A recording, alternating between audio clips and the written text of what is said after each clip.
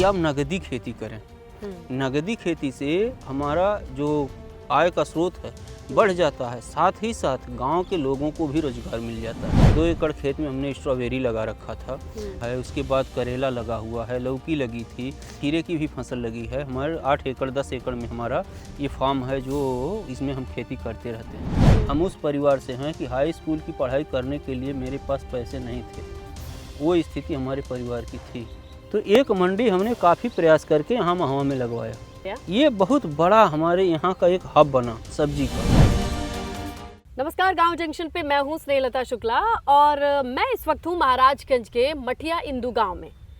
सुन के बड़ा अच्छा लगता है कि कोई किसान पिछले 5 महीने में सिर्फ अपने गांव वालों को 3 लाख से अधिक की सैलरी देता हो, मजदूरी दे देता हो। कमाई की तो बात छोड़ दीजिए, ये सारी चीज़ें कैसे पॉसिबल हैं, संभव कैसे हुआ। पारंपरिक खेती परिवार करता था, लेकिन अगर किसी एक बेटे ने ये सोचा कि चलिए नकदी फसल की ओर जाते हैं तो कैसे झूम के खेती होती है, आइए जानने की कोशिश करें। हमारे साथ हैं विजेंद्र चौरसिया जी। आपका बहुत स्वागत है गांव जंक्शन पर। धन्यवाद आपको। और बड़ा प्यारा सा ये आपका गांव। बरसात के मौसम में किसान मचान बनाकर ही खेती करते हैं, जैसे कि आपने यहाँ पीछे देख रही हैं। हम किसानों को बार बार यही सलाह देते हैं कि आप नगदी खेती करें।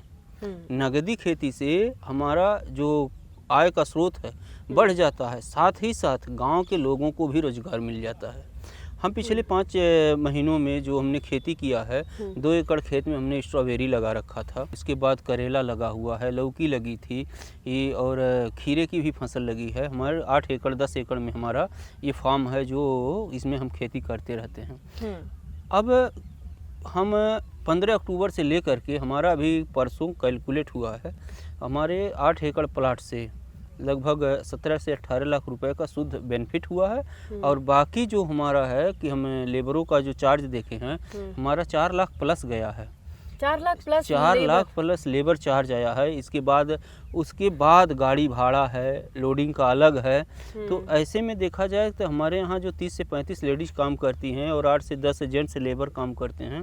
इसके बाद और लोगों को भी हमने रोजगार दिया। अब वैसे कहाँ से शुरू किया था, कितने एकड़ से? नहीं, एकड़ से नहीं किया था, थोड़े से एरिया में किया था। मानकर चलिए एकड़ का 1/4 भाग। बताने में मुझे खुद संकोच होता है कि अपने घर की माली हालत किसी को नहीं बताना चाहिए। हम उस परिवार से हैं कि हाई स्कूल की पढ़ाई करने के लिए मेरे पास पैसे नहीं थे, वो स्थिति हमारे परिवार की थी। मरधीरा में एक स्कूल भी हमने बनवा ले रखा है, वो कक्षा 1 से 8 तक विद्यालय चलता। वो वही टीस रह गई थी क्या कि 10वीं नहीं पढ़ पाए थे, तो अब बाकी के बच्चे किसान का बच्चा पढ़ेगा? मेरे मन में जुनून था, मेरे खून में ये दर्द था। जैसे भारत सरकार का जो सेंट्रल सेक्टर स्कीम का था, भारत सरकार प्रयास कर रही है कि किसानों की आय दोगुनी की जाए और इसमें 10,000 FPO बनाया गया है। तो जनपद महाराजगंज का एक लक्ष्मीपुर ब्लॉक में FPO बना हुआ है, जिसके हम निदेशक भी हैं। Uma Pateshwari vegetable producer company limited के नाम से है।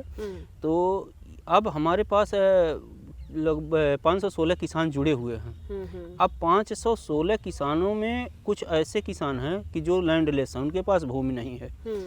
अब हम उन गांव में जो भी बड़े किसान हैं उनसे हम टाई अप करेंगे उनके खेती को कॉन्ट्रैक्ट फार्मिंग के रूप में।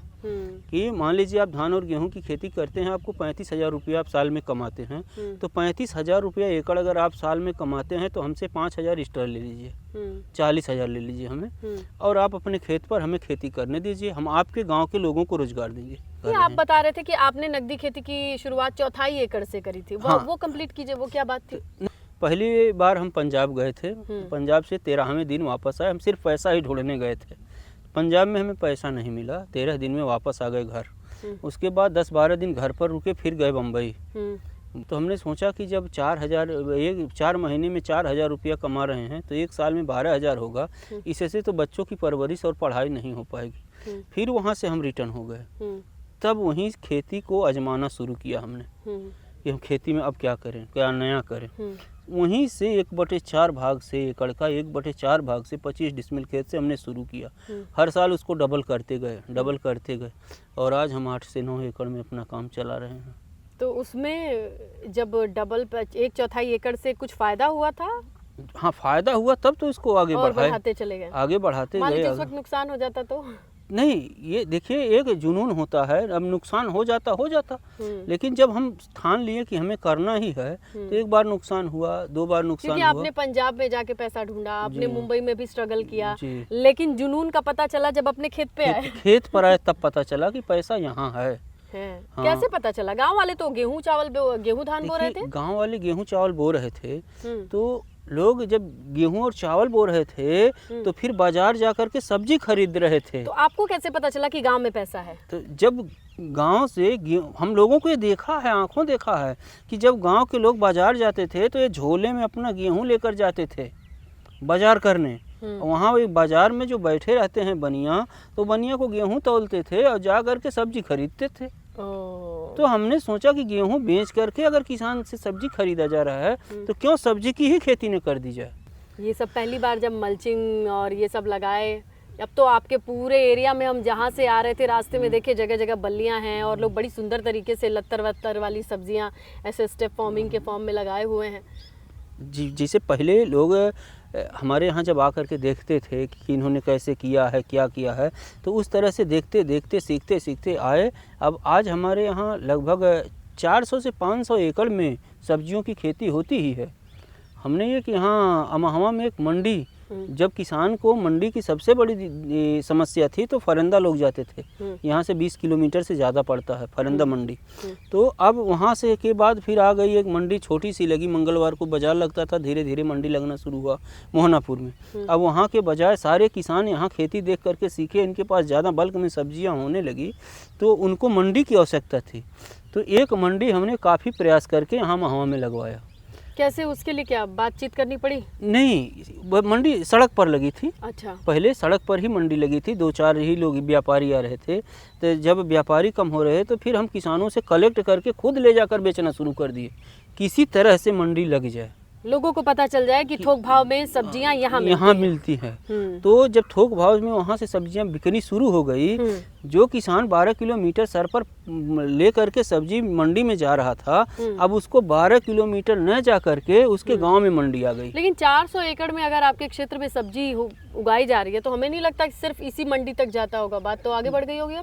अब यहाँ से गोरखपुर, देवरिया, बस्ती, खलीलाबाद, संत कबीर नगर, बहुत सारे व्यापारी अब आना यहाँ शुरू कर दिए। अच्छा, यहीं से आके ले जाते अब यहीं से आके ले जाते वाह, थे। ये अच्छा हो गया। ये बहुत बड़ा हमारे यहाँ का एक हब बना सब्जी का। हाँ।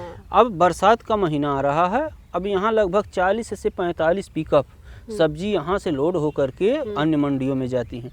10 से 15 पिकअप मंडी गोरखपुर मंडी में जाती है, जहाँ पर मेरा भी खुद का वहाँ मंडी लाइसेंस है।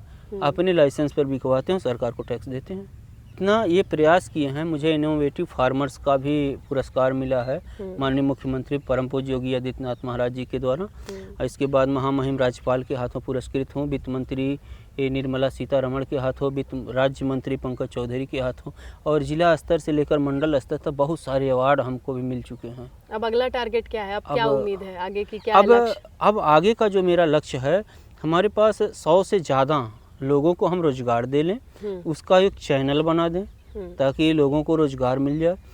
और अपने उपभोक्ता को मेरा यह प्रयास है कि जहर मुक्त सब्जी उपलब्ध करा दे डोर टू डोर। हम जैविक कीटनाशक खुद बनाकर प्रयोग करते हैं। कर रहे हैं? सफल रहा है? हाँ, सफल है, 100% सफल है। लेकिन किसान चाह नहीं रहा है, और चाह न रहने का एक कारण है। क्या कारण? उसका ये है कि हमारा जैविक उत्पाद है। अब इसको हम सर्टिफिकेट बनवाएं, लोगों को दिखाएं कि मेरे पास यह प्रमाण पत्र है, मेरा जैविक उत्पाद है, तब तो संभव है। माउथ सर्टिफिकेट से कुछ संभव नहीं है। अब उसी मंडी में हमें भी जाना है, उसी मंडी में इन्हें भी जाना है, पानी वाले भी जाना है। हाँ। तो उसको हम अपने मंडी में भी अलग नहीं कर पा रहे हैं। मैं हर किसान से चाहती हूँ ये सवाल करूँ, मिट्टी से आप कमा रहे हैं, मिट्टी को क्या लौटा रहे हैं? जैसे हमने धान लगा दिया, तो धान का जब उत्पादन हमारा हो गया तो उसका जो डंठल है वो डंठल हमारा नहीं है, वो जमीन का है, मिट्टी को देना है, उसको मिट्टी को दे देना चाहिए। ठीक है विजेंद्र जी, आप जैसे किसानों से मिलकर अच्छा लगता है और उम्मीद जगती है कि आने वाले वक्त में, आने वाले भारत के लिए कम से कम मिट्टी के स्वास्थ्य के बारे में भी सोचने वाले किसान हैं। अपने मुनाफे, अपने उपज और अपने दिनों दिन टर्नओवर के बारे में तो सभी सोचते हैं, लेकिन अपने जैसी कम्युनिटी को स्ट्रांग बनाने की जो ये आपकी इच्छा शक्ति है दिनों दिन बढ़ती जाए। बहुत बहुत शुक्रिया। धन्यवाद आपको। गांव जंक्शन के लिए मैं स्नेहलता शुक्ला। गांव जंक्शन को सभी सोशल मीडिया प्लेटफॉर्म्स पर फॉलो करें। व्हाट्सएप चैनल और जीमेल आईडी पर भी संपर्क साध सकते हैं।